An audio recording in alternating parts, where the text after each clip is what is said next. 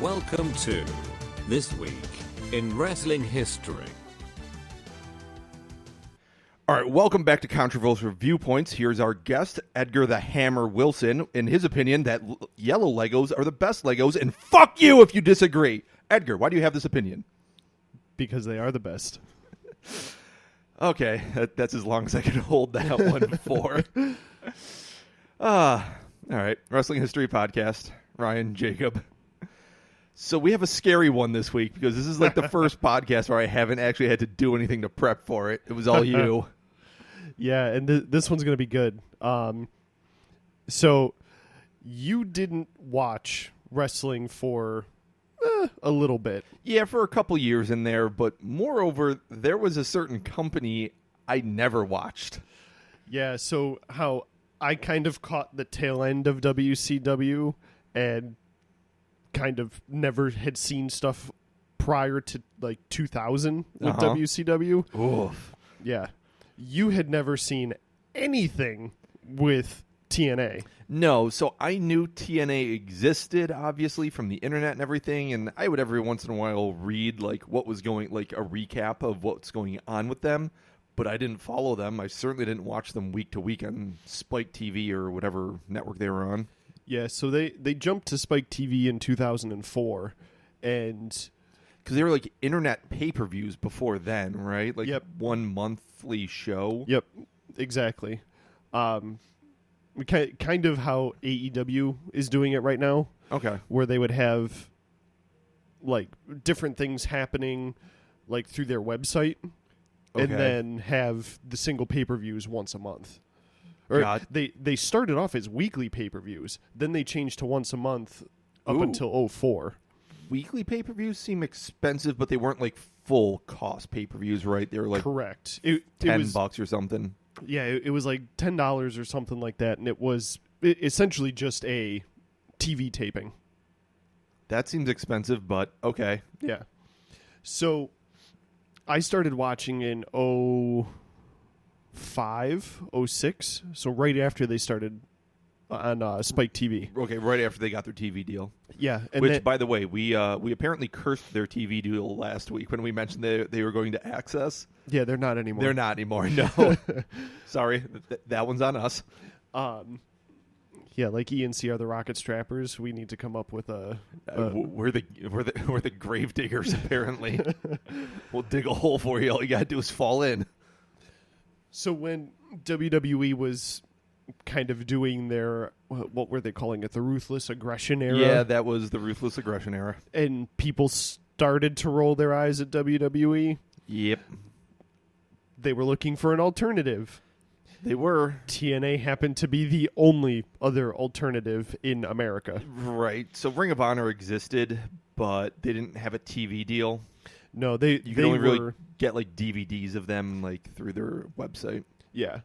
So I was fully entrenched in Impact Wrestling from about 2004, 2005 to 2010, 2011. Oh wow, that's a decent run. So, all yeah. right.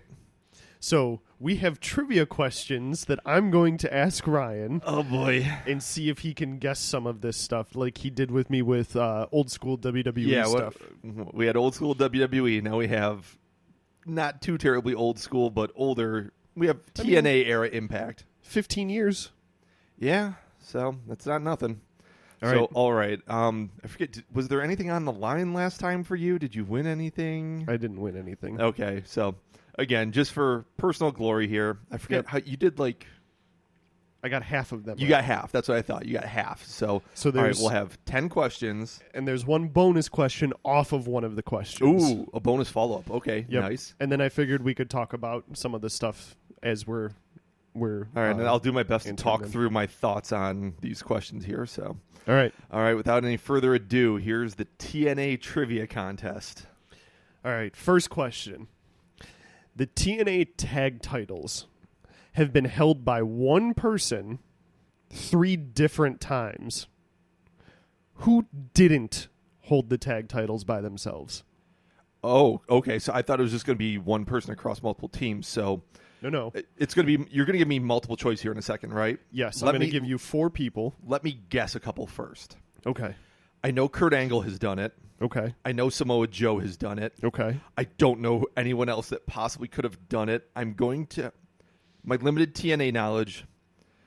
I know not Chris Harris, the guy that teamed with Chris Harris for America's Most Wanted, or not Bobby Roode from Beer Money, the guy that teamed with both of them. James Storm? James Storm. I'm guessing he might be up there because, well, as I just mentioned, he's been in a lot of tag teams. But He has. okay, let's hear the options. But remember, this is just one person winning. They went into a match against a tag team by themselves and won the belts. Okay. So 2 of the options, or Kurt Angle and Samoa Joe are on there. those were option B and option C. Okay. Option A is Matt Morgan. Matt Morgan, okay. Option D is Abyss, It's Abyss. who Okay. did not hold the tag Who did titles by not. themselves. Okay, so I know Matt Morgan, when he was in the company, he was definitely pushed as a big deal. But I know Abyss has also been with the company for forever and a day until recently, becoming a producer with NXT. Yes. Okay. So I know Abyss has also never held their main title, and I'm pretty sure he never held their main title. If he did, it was only for a hot second. He held the NWA version of the title. Okay, so yeah. For like 2 months. So much like WCW ended up doing for a little bit, TNA had a bad rep for being the, hey, look, it's all the former WWF guys. And once that started happening, like their homegrown talent got pushed to the backside. I think that's what happened with Abyss for quite a bit. I'm going to say Matt Morgan also held the tag titles by himself, and it's Abyss that never did it. Final answer. Final answer. You are correct. Yes. Yeah, so Samoa Joe, I believe, was the first one to hold the tag titles by himself. Right. Actually, I think we actually talked about this last week, or it was recently we talked about this, and then it was Kurt Angle who won the belts them off of Joe in a singles match. Right, because there was like a pay-per-view where Kurt Angle won every title that that TNA had. Yes. Matt Morgan, when he was being billed as the was genetic it the blueprint freak or something, or yeah. But I was going to say the prototype, but that was Cena's nickname. He was like the blueprint Matt Morgan. Yep, he came in and he actually never held for the first couple of months. He was billed as like the next big thing. Which is what he did in WWF as well, and went nowhere. He held the tag titles. I don't think he held their mid-card belt, which was the X Division title. So they had X Division title. They also had it went from being the Legends title to the King of the Mountain title to the TV title. Okay. He never held that one, and I'd have to double check. I don't think he ever held their main belt either. Side note, nothing makes your tag division look worse than one single guy winning it. Which is insane to me, because if you looked at the tag teams that they had, Team 3D was there. Jeez. They had the Motor City Machine Guns, Chris Sabin and Alex Shelley. Right. TNA always had like a decent tag division. Their tag division was phenomenal at one point when who was it? AMW was feuding with a Team 3D and a couple of other teams. Then they broke off, and Bobby Roode ended up joining up with James Storm to be Beer Money, and they started doing feuds with other teams. Right. It was I recall, that's one of the things I knew about TNA was good tag division, good knockouts division, good X division. Main division was a little dicey. At best. All right. Question number 2. So TNA does in fact have a Hall of Fame. Ooh, okay, TNA Hall of Fame. Who was the first wrestler inducted into the TNA Hall of Fame? Oh, boy. So I'm going to start at the bottom and work my way up to the top. Okay. Christian. Okay. Christopher Daniels. Okay. AJ Styles. Okay. Or Sting. Oh, man. I would have bet money that it was going to be Jeff Jarrett. Damn, he's not an option. I'm pretty sure he's not even in the Hall of Fame. Oh, he should be. He started the company. Seems like he would have been up there. Yeah. All right, so AJ Styles, Christopher Daniels, Christian, or Sting. Damn. It shouldn't be Sting, but I have a feeling it might be. That's not my final answer yet. I don't think it's going to be AJ or CD because AJ became big after they already had their Hall of Fame. And I don't think they would have inducted him after the fact because he didn't leave on the best of terms with them. No, he didn't. And then he went to WWE right after that, after his New Japan run. Well, he went to New Japan and he wasn't on good terms with TNA at that point. Then he went to WWE. There was like no point for him. Yeah, he was in New Japan for only, 3 years? Yeah, I was going to say 2. That was 1 or 2. It might have been. So, all right. It's not AJ. I don't think Christopher Daniels would have gotten that much. He was never top of the card, so I don't think he would have ever gotten that recognition that quickly. So I'm down. I mean, he was a big X Division guy, though. He was one of their big early guys. So, but I still don't think it was him. So it's down to Christian or Sting. Yep. Christian was the NWA champion before Sting ever came in. But Edge and Christian never talk about Christian being a Hall of Famer.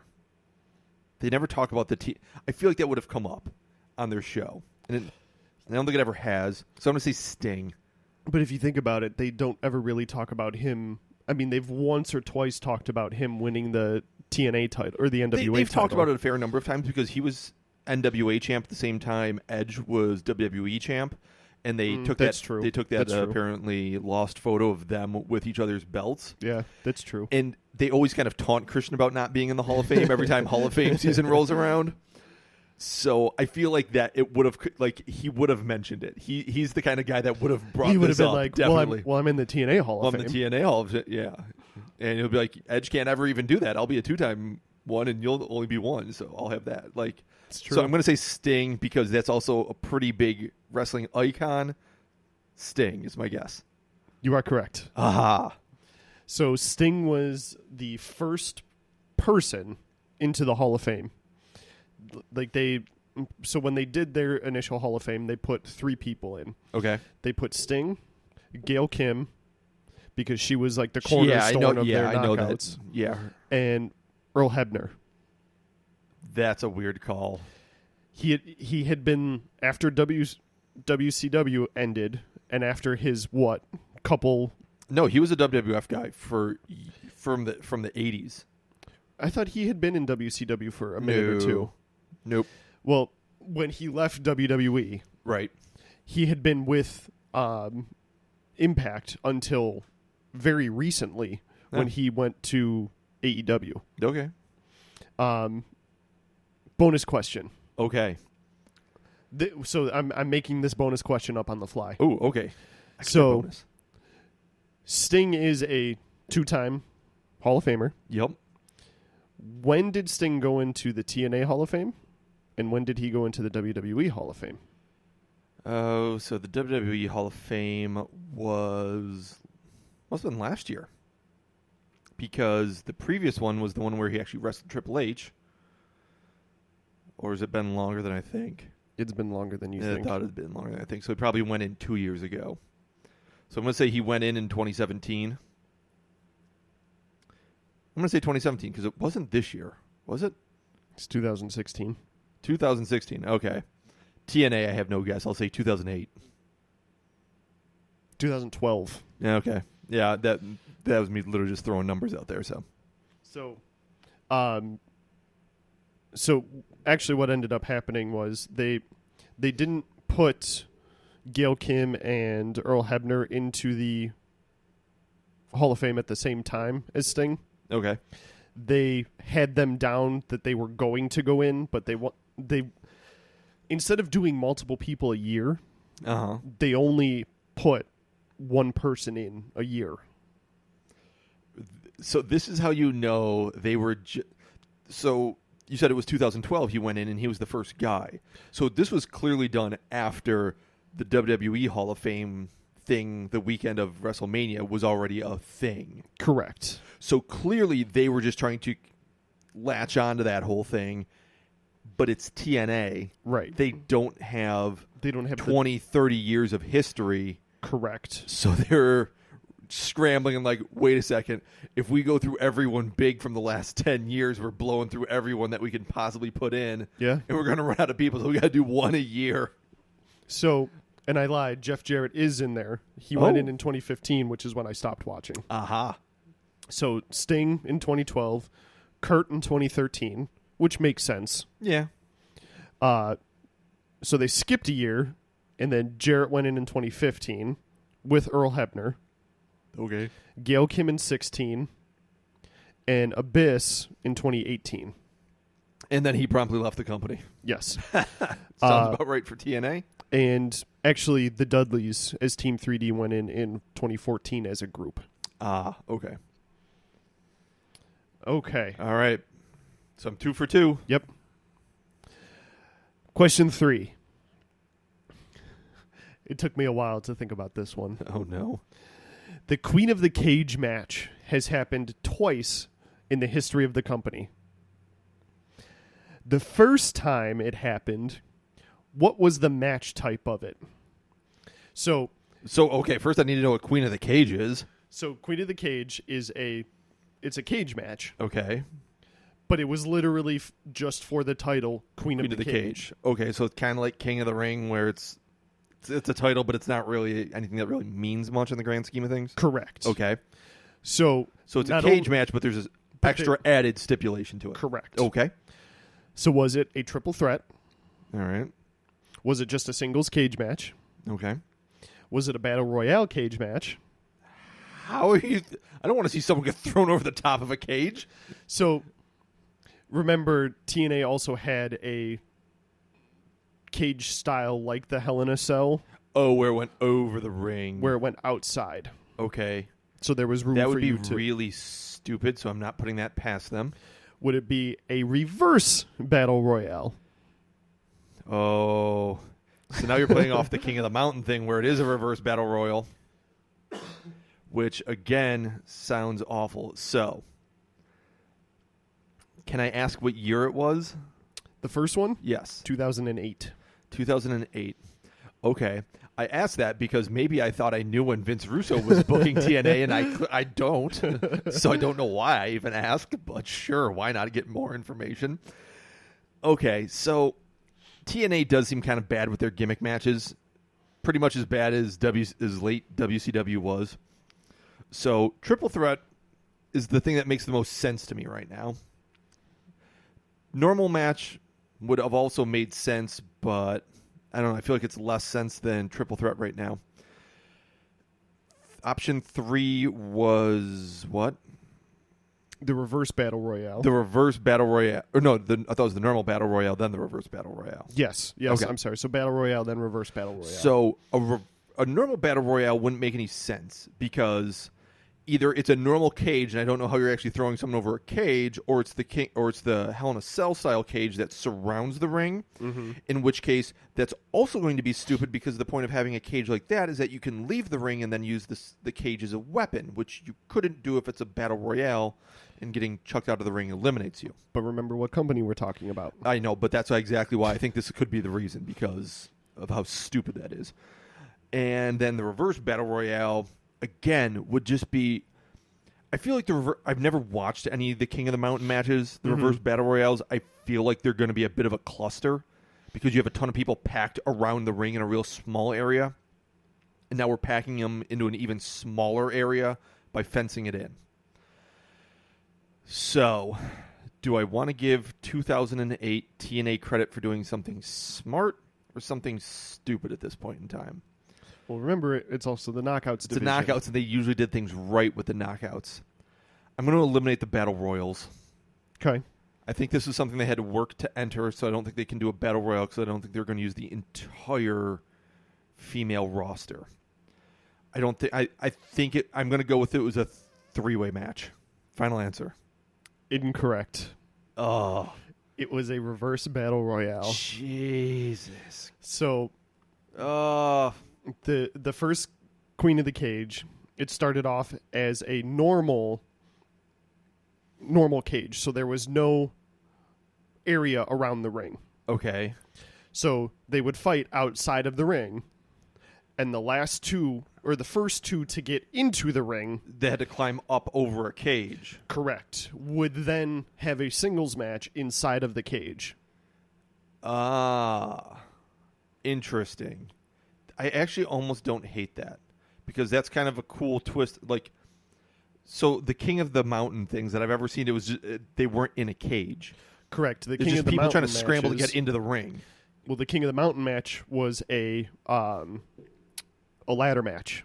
Oh, So you had to take the title or whatever was on the line, get into the ring, and string it up climb up the ladder, and put it on the thing. correct. That almost.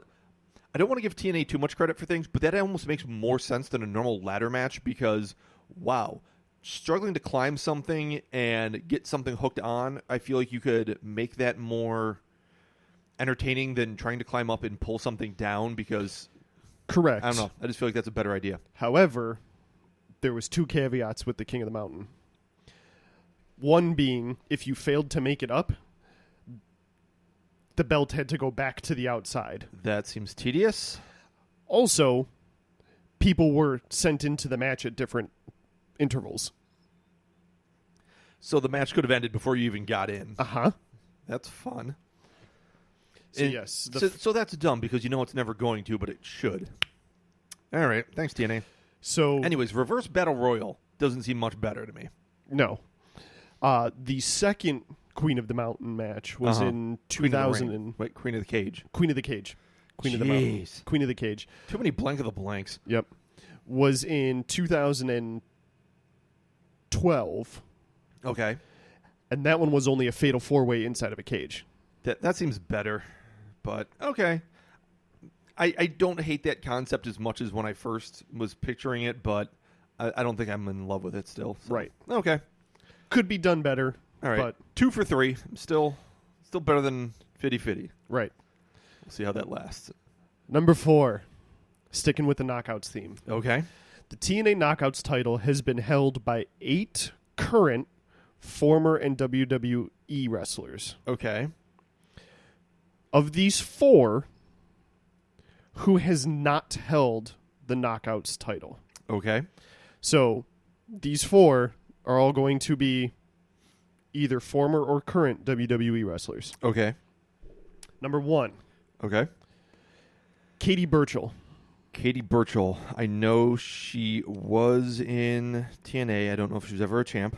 Okay. Number 2, Mia Yim, Mia Yim. currently in NXT, Oh. feuding with Shayna. Okay. B, or 3, because I'm reading ABC, but I'm doing it reverse. Okay. Christy Hemme. That I know she was a champ. Okay. A, Victoria. I know Victoria definitely because she was in there. Well, she was Tara, not Victoria. Correct. I gave you the The WWE name. yes. Damn, I was hoping to get Gail Kim and Mickey James on there. So, I originally had them on there and I took them off. damn. Okay. So, I know Christy Hemme was because what an awful idea that was. I know Victoria was. So, we're down to Katie Burchill and Mia Yim. I think Katie Burchill was. Maybe for a split second. I don't know. Was she just in there as Burchill? No, she couldn't have been. No, her name was Winter in TNA. Oh, okay. That helps a lot. Okay. I know there was a huge storyline with like mind control going on with Winter and Yeah. stuff. Yeah. All right, so I'm going to say Mia Yim. Incorrect. Oh. Christy Hemme. Oh, she's never held the belt. She's a never- backstage interviewer. Nope, she did wrestle. Yeah, but for a little while, but then she was an interviewer. Yes. Damn. Yep. So Mia Yim, she actually held it recently just before she jumped Jumped to over. TNA. Okay. She had the long-running feud with Rosemary. Ah, okay. And then obviously Tara, she's like a multi-time. Yeah. And Katie Burchill held it once, or Okay. twice. Okay. She lost it, then won it back, and then lost it and disappeared. Then gone. All right. So, all right. I'm down to 2 for 4. Now you're fitty-fitty. Now 50-50. All right. Number 5. TNA was known for its six-sided ring. It sure was. How many times did they switch back and use the traditional four-sided ring? Okay. A, once. Mm-hmm. B, 3 times. C, twice. Or D, 6 times. I think... Oh, man. So the question is, are we saying they started with a six-sided? How many times they went... How many times... Did they go from 6 to 4? How many times did they use the four-sided ring? Okay. So they're currently using a four-sided ring. Correct. They went to a four-sided ring when Hulk Hogan and Bischoff came in. The problem is I don't know if they started with a 6 or a 4. I think they started with a 4 and then went to 6. So it's 2 or 3 is going to be my guess. The problem is I don't know where they started. And let's assume they started with a stupid 6-sided ring. So I'll say they've used the 4-sided ring twice. Incorrect, sir. Was it 3?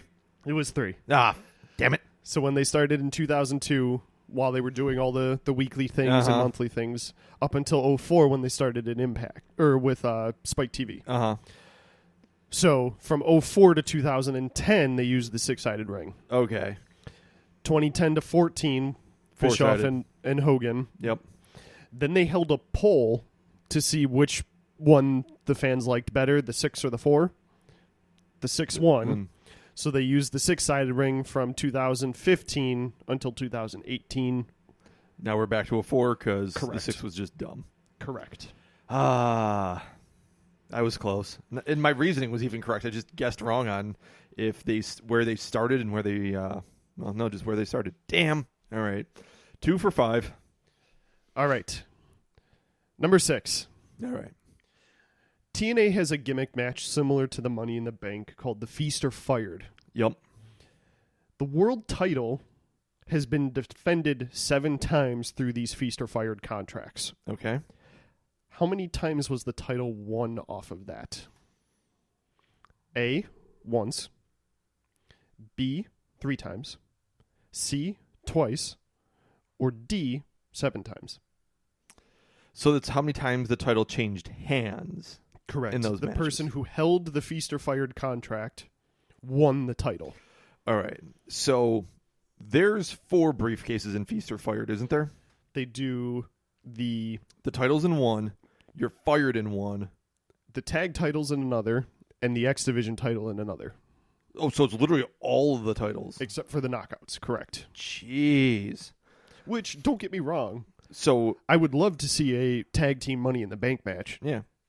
So we're only talking how many times the world title changed. Correct. Okay.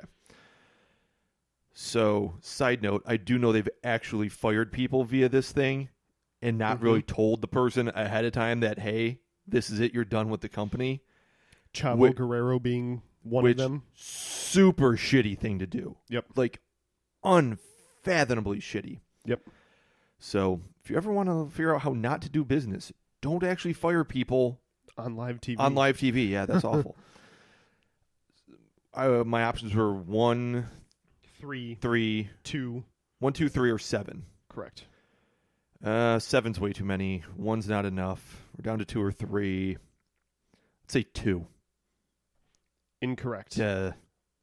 One time. 1. Jeez. So it's happened 7 times. Right. The only time that it happened was in 2016. Uh-huh. When Drew McIntyre won it. Oh. All right. But what a dumb... So it's 4 briefcases, 1 at each ring post, right? Correct. So it was a something on a pole match. Right. But all 4 of them are on a pole. Except it was a 6-sided ring, so there were still 2 posts that didn't have things. So how the hell do you know which one to get? Why isn't this Matt? You don't. Why would you fight over getting one? Because it's a chance at a world title, a tag title. No, but why would, once the match starts, why wouldn't everyone just go, all right, I guess I'll go get that one? Like, it's a guessing game. Like, yeah. Without any external hints, there's no reason to fight because just, it's a blind guess. Right. Like, to be the first guy to get one doesn't increase your odds. No. Well, they usually hold it with more than 4 people. Oh. The matches usually have 6 to 8 people in it. Okay. Okay. All right. That makes more sense. Yeah. So, like, the one time they had it where Curryman ended up winning one of the briefcases, but he got the fired one, so then Christopher Daniels came back. Gotcha. So they used it for things like that. Yeah. But Chavo got fired. Jeez. On live TV with it, and there was somebody else who got fired with it. Jeez. But all right. The one that always threw me off was the tag titles, because it was a singles guy who would get the tag team title thing, and then they'd have to like randomly pick a partner. Nah. All right. Number 7. The TNA King of the Mountain match has happened 12 times. Holy crap. Yeah. 2 men have been in more of this match type than any of the others. Who are they? So each choice I give you is going to have 2 people in it. Okay. A, Abyss and Sting. B, Kurt Angle and Samoa Joe. C, AJ and Jeff Jarrett. D, Eric Young and Bobby Roode. So I thought it was going to be Jarrett and Kurt, but apparently not. I feel like that last answer could actually be the real answer, because these are guys that they just need warm bodies to fill the right. They needed bodies to fill up the number count. Ooh. Screw it, I'm going with it. Bobby and Eric. Incorrect, sir. Yeah. It is AJ and Jeff Jarrett. Ah. They've both been in 4 of the 12. All right. Here's the original bonus question I had. Okay. How many has each one of those guys won? Ah. Oh. So start with Double J. Jarrett and AJ. I know Jarrett's won at least 1. He's been in 4. Mm-hmm. 3. That part you got right. Haha. All right. I got a bonus point. So what about AJ? AJ's been in 4. Mm-hmm. I almost want to say he's won none, but screw it. He's won none. He has, in fact, not won any. Yes! Yes, TNA, you're starting to make sense to me. Just do everything. What's the worst option on here? Okay, let's go with that. Yep, because Jarrett actually came up with this match type. I knew. Because he was trying to play off of the Chris Jericho coming up with Money in the Bank thing. Okay. Yeah. And remember, he also always booked himself to win. He was everything. He booked himself very strong. Yeah. So, all right, number 8. So you're what? I technically have 4 points now, thanks to 2 bonus points, but I'm 2 for 7 on the actual questions. All right, number 8. TNA is notorious for using New Japan talent very poorly. Yes. Which New Japan talent was not in Impact? Oh, okay. Now, mind you, some of these people are not solely New Japan contracted, but they have a contract with New Japan. Okay. A, Sonata. All right. B, good old John Moxley. C, Will Ospreay. And this is a throwaway. Okada. Well, he was Okata instead of Okada, but I'm trying to give the names that other people would know. Yes. So these are all currently contracted New Japan guys. You're saying which of these guys were never in TNA? Correct. Well, damn, it seems like it would be Moxley, but I feel like this could be... So your real options are Sonata, Mox, or Ospreay. Yes, because we all know Okada was in there, and that's the reason why New Japan doesn't do business with them today. Correct. All right. I didn't add in Tanahashi because he only had 1 match with them. Okay. I didn't add in Shinsuke because he only had 1 match with them. And I didn't add in the Great Muta because he only had 2 matches with them. Right. So I think Will Ospreay would have been part of when they do like their huge leagues. They do like I know they used to do like a World Cup thing. They did, which was always really fun. So I feel like he would have been part of the British faction for that at some point. And I feel like I could see Sonata being part of the Japanese faction for that at some point as well. Or at least part of a dumb stable for them. And I feel like Moxley was in WCW or WWE and FCW and NXT for too long. And previous to that, he was on the Indies. I don't know if he ever would have went to TNA during that time for any significant period. He's never really mentioned as a TNA talent. I'm going with Moxley. You are correct, sir. Woohoo! So Will Ospreay and Sonata were both actually not in the New Japan stuff. Okay.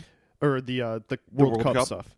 Will Ospreay was with or wrestled with Impact as recently as 2014 when they were doing that British boot camp thing. Oh, all right. When Marty was over there when he was Party Marty. Oh, okay. Sonata. I forgot Marty was in TNA. Okay. Yeah. Sonata also relatively recently and is an X Division champion. Like a 2 or 3 time X Division champion. Wow. Yeah. Huh. He was the Great Sonata.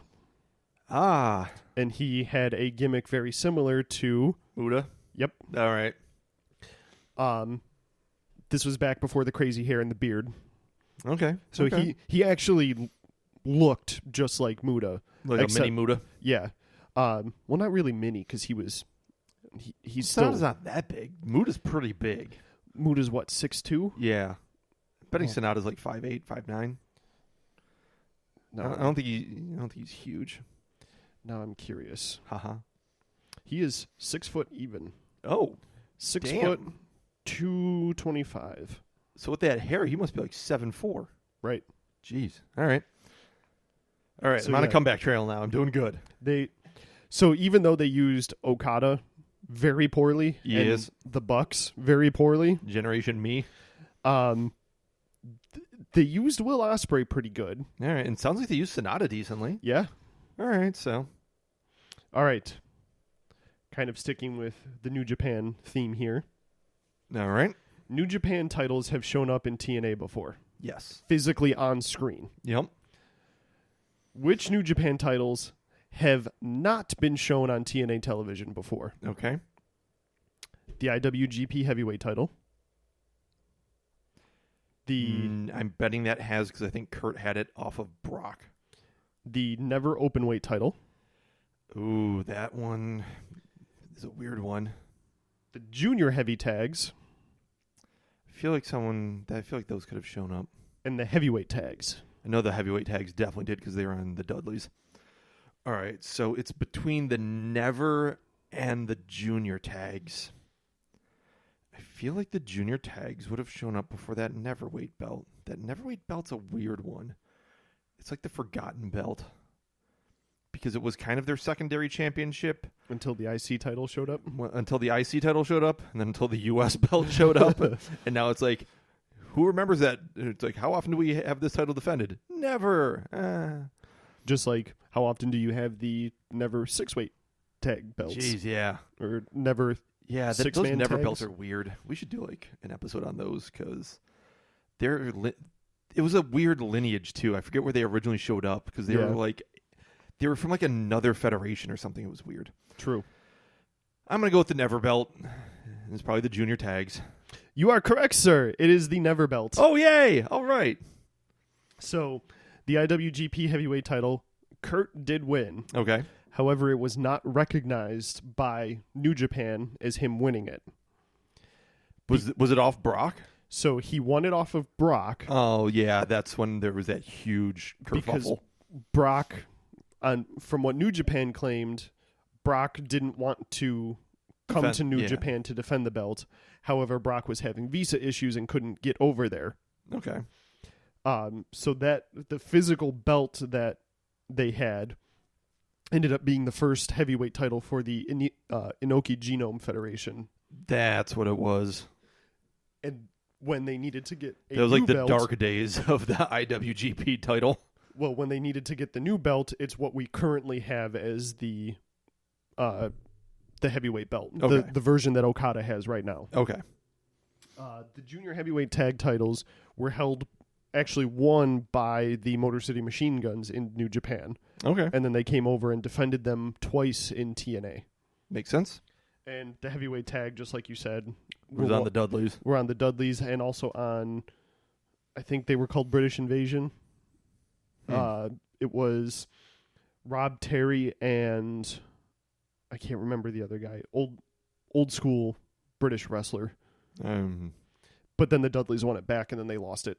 Okay. All right. So, all right, I'm on a run here. Yeah. So you're what? I'm 4 for 9 with 2 bonus points. Yep. Okay. Last and final question. All right. Option C is cashing in the X Division title for a heavyweight championship shot. Correct. Of these 4 people, who vacated the title more than once? So, for people who don't know, again, you win the X Division if you're title. X Division champion, you can hand in the belt to whoever the current leader on the show is and say, I want a title match for the heavyweight championship. Correct. They vacate the belt, and then usually at the pay-per-view that whoever is vacating the belt faces for the heavyweight title, they then do some crazy 6 or 8 man match for the X Division title. Gotcha. So, 4 people who vacated the title more than once. Okay. Chris Sabin, All right. Brian Cage, Okay. Loki, All right. or Senshi as he was known in Yeah, NXT. or Austin Aries. Ooh. I didn't know that they had the option C that long for Loki and Chris Sabin. Like, I don't think Chris Sabin got that many heavyweight title shots because he doesn't feel like he's up there. Meanwhile, Austin Aries, I feel like he was... Did he invent option C? I don't think so. But I feel like he's up there. I don't feel like Brian Cage was a mid-card enough to win that belt that much and cash it in like that. I'm going to go with Austin Aries. You are correct, sir. Nailed it. Austin Aries did, in fact, come up with option C. Okay. The only one who didn't cash in for option C was Loki. Okay. Aries did it twice. Sabin did it once and actually won the heavyweight title. Really? Yes, they did put the heavyweight title on Chris Sabin. He had it for like a good 3 months or so. Wow. Okay, that's almost kind of feels like the Kofi Kingston run with it. Yeah. Okay, fair enough. They definitely did it because he was a loyal guy to them for a while. Right, yeah. I mean, it makes sense. It's just, okay.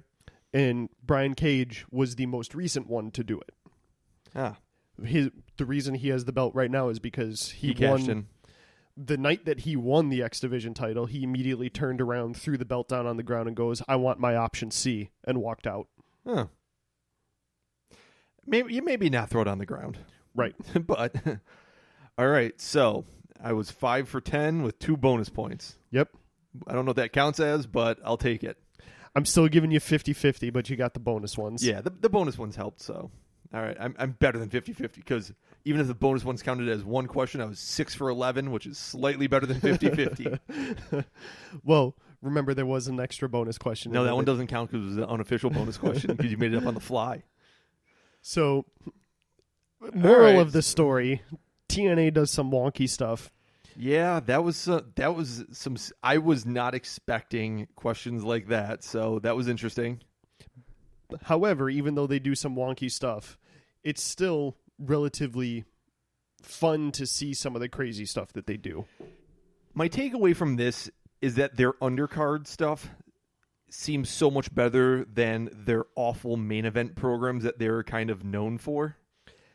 Yeah, because a lot of their main event stuff was with the old school WWF, WCW guys. Exactly. It's the guys that have been there for forever and a day, and you're just kind of getting more of the same stuff, and you're kind of like, all right, I'm kind of over this. Whereas most of the stuff we talked about actually sounded more interesting. Like Like, hey, that Queen of the Cage match where they were actually trying to scale a cage sounded kind of interesting for a reverse battle royal. Yeah. And then remember, too, when AJ disappears, what was the question that we had with that, where AJ disappeared, or you were second guessing? Oh, the Hall of Fame for AJ. Yeah. But I called that. You did. But then when AJ comes back, and was his New Japan-ish biker AJ. Remember when he had the leather jacket? I didn't know he actually came back to TNA during that time. So he left from legit contract disputes. Right. Was working with New Japan, but was also came back to TNA for a brief period. Ah. So that gimmick style that he had in New Japan, he showed up in TNA. Was he actually in the Bullet Club in TNA? He wasn't in the Bullet Club just yet. It was when he first got over to New Japan. Okay, so basically he had left for New Japan and then... Did his stuff on the indies at the same time and then came back. Okay. And then he came back during the midst of the Aces and Eights stuff. Oh. And he was... It was during that? Yeah. Man, my time frame on things is all long. So he came back wearing the leather jacket and the hood and everything, and everybody, the dark AJ. Oh, look he's going to join the Aces and Eights, and then he ends up turning on them. He was like a freelance hitman kind of guy. So he was literally Sting in the NWO angle. Correct. Everyone always says Aces and Eights was Bischoff trying to fix the NWO angle, and boy, does it seem like it. Yeah. I don't know if he's ever actually fully denied that it was, but yeah. I think he actually may have even said that it was him trying to put closure on that storyline. Anyway. Also with the six-sided ring, when Bischoff and Hogan announced that they were going to do the four-sided ring, the live crowd was not pleased with that. And because the hardcore TNA fans like the six-sided ring. Why? I mean, it was different. It was definitely different. But the problem is different just for the sake of being different is usually a bad call. Yeah. But when they announced that they were going to do that, the live crowd lost their minds and started chanting, "We want six." And then Sean Waltman showed up. If only. That would have been amazing. If only. How brilliant of foresight would that have been if they had him there in the NWO 6 gear, and he walks out and like, finally you want me, and then the crowd just goes dead quiet. Like, ooh, we have not thought that through. You know, he was in TNA for a while. I did not know that, but that doesn't shock me at all. So was Scott Hall. That I definitely knew. It was during the early NWA TNA days. Yeah, I'm pretty sure Scott Hall was there during some real dark days of his too. So yeah, it was not good, Scott Hall. That was, I mean, he was still super in shape, Scott Hall, but yeah, it was alcohol-looking, coked-out-looking Scott Hall. I mean, Jeff Hardy. Yeah. Huh. Yeah. But yeah. So I know every time we talk about TNA, I say this, but it's because I need people to see this match. Are we talking about AJ versus Joe versus Daniels? Yes. All right. Because I know you still haven't watched it. I've seen some of it. Watch the entire match. All right, one of these days. It is by far one of the best matches I have ever seen. All right. So that was our fun little TNA trivia day. So, but say, because we're kind of in the middle of the summer, there's not a whole lot going on actual wrestling-wise. There's not a ton historically in the middle of the summer like this. So. No, we're kind of at a low point until SummerSlam happens. Yeah, about to say until we start getting into August a little bit, then things will start heating back up. Yeah, I want to hit myself for that one as much as everyone else does. Yeah. So I don't think we even have picked out next week's show yet, but I'm sure we'll probably do a little look back at something. Or is next week SummerSlam? No, SummerSlam's not till August, buddy. Usually it's mid to late August. Well, I mean, next week is August. I mean, is it? Yeah, Holy this coming Thursday is shit, we're at the end of July, aren't we? Yeah. Time flies when you're having fun. So we'll figure something out. It'll be fun. And all right, you got anything else for this week? I do not. All right, we're history.